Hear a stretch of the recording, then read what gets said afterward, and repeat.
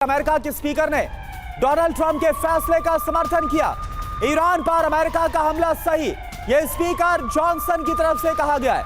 यानी अमेरिका में भी डोनाल्ड ट्रंप के इस फैसले का उन्हें समर्थन मिल रहा है और अमेरिका के स्पीकर ने ट्रंप के फैसले का समर्थन किया है। और डोनाल्ड ट्रंप के इस फैसले के बाद यह माना जा रहा है कि अमेरिका ईरान पर और भी ज्यादा बड़े हमले की तैयारी में है। लेकिन किस तरह से इस पूरे हमले को अंजाम दिया गया, यह आप जानिए। अमेरिका ने कैसे एग्जीक्यूट किया। रात 1 बजे का वक्त इजरायली जेट्स ने ईरान में एयर डिफेंस एक्टिव किया, यह आपको बता रहे, क्योंकि इजरायल के फुल कोऑर्डिनेशन के साथ इस हमले को अंजाम दिया गया। इजरायल को बता दिया गया था।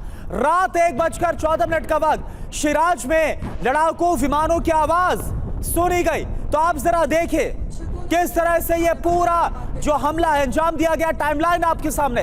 रात 1:22 सेंट्रल ईरान में लड़ाकू विमानों की गर्जना सुनी गई। B-2 बॉम्बर्स यहां पर पहुंच चुके थे। अब आगे क्या हुआ, कैसे पूरा हमला हुआ। रात 2:04 का वक्त फोर्डो के पास कोम में पहला बड़ा धमाका, पहला ब्लास्ट यहां पर होता है, यानी फर्स्ट अटैक। रात 2:13 का वक्त काशान के पास विस्फोट होता है, यानी दूसरा धमाका काशान के पास होता है। यह होता है रात 2:13 पर। अब आगे क्या होता है यह आप जानिए। किस तरह से इस पूरे हमले को अंजाम दिया गया वो हम आपको बता रहे। पूरी जो टाइमलाइन है वो आपके सामने। इसके बाद 2:38 पर फोर्डो न्यूक्लियर प्लांट पर धमाका, और ये तस्वीरें भी हम आपको दिखा रहे। एक तरफ आप तस्वीर देखिए और दूसरी तरफ कैसे इस हमले को अंजाम दिया गया यह आप देखिए। 2:41 का वक्त है। इस्फहान में न्यूक्लियर साइट पर अटैक, यानी कि पहला हमला फोर्डो पर किया गया।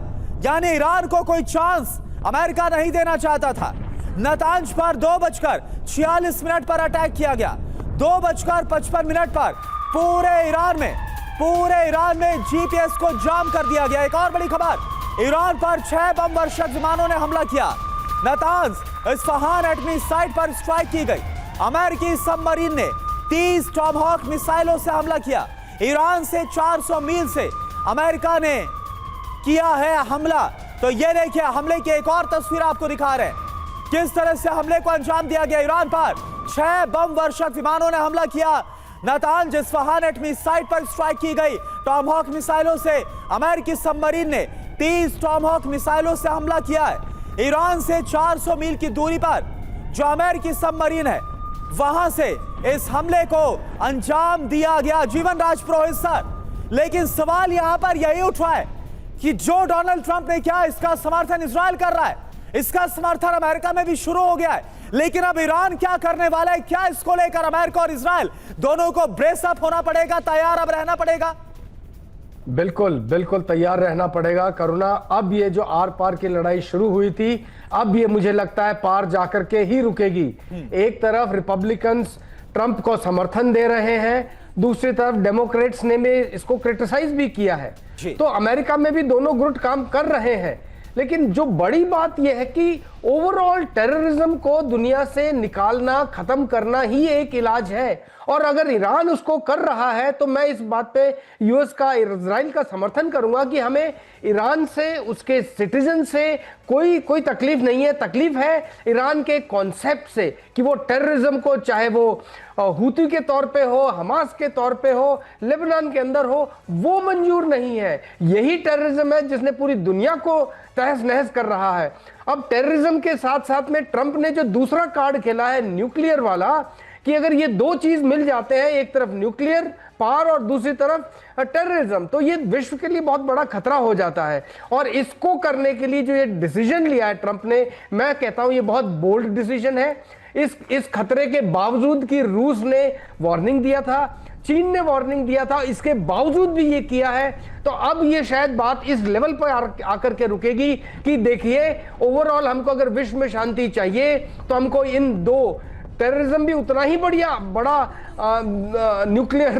ह्यूमन न्यूक्लियर प्लांट है और दूसरा जो न्यूक्लियर वेपन बनाने की काबिलियत है, इन दो को अगर हम कंट्रोल कर लेते हैं तो विश्व के अंदर युद्ध की संभावनाएं कम हो जाएंगी। वरना चाहे पाकिस्तान है, चाहे इराक है, चाहे ईरान है, और इनके सारे के सारे जो प्रॉक्सीज हैं, इन्होंने मिडिल ईस्ट के अंदर, दुनिया के अंदर सब जगह हंगामा किया हुआ है।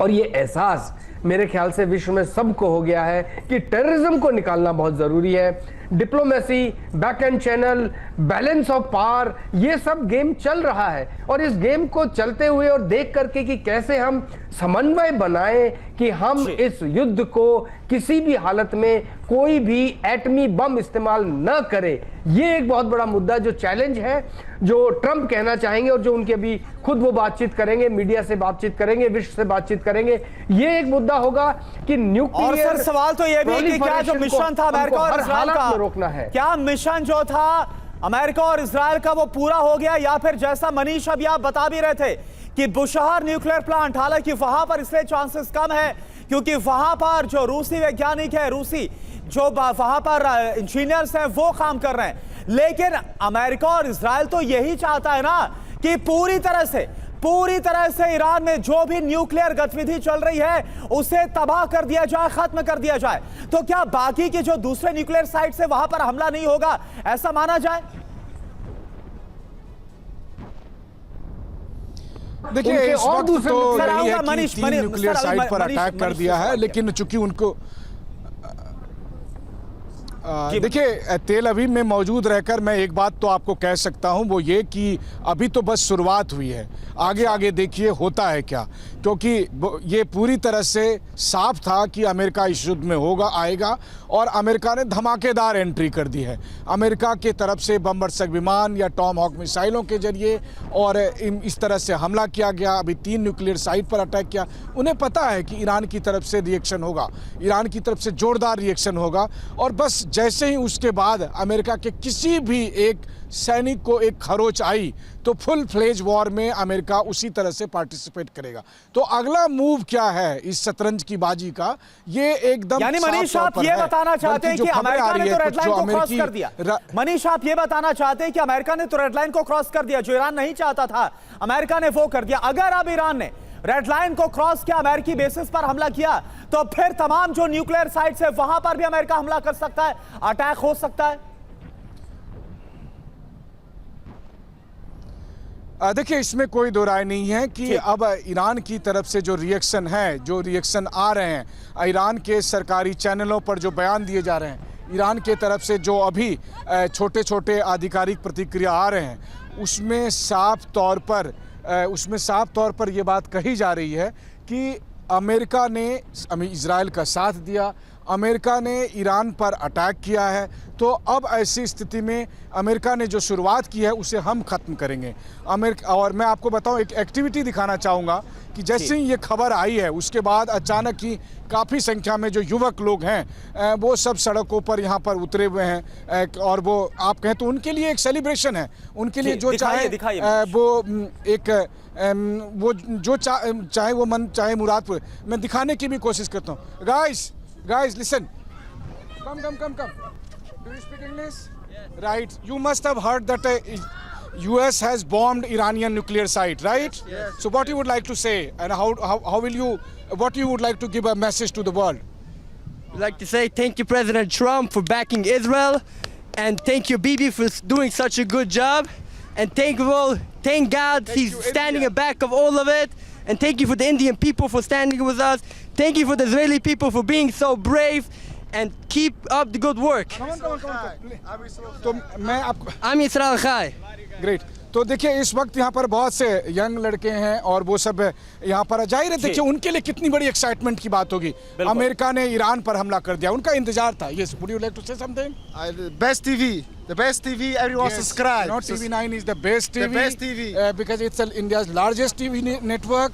We have a 700 million of viewership. Wow. And then the best thing is that we had predicted that US will come into the picture, and US has come. Wow. Okay. Maybe you have another prediction?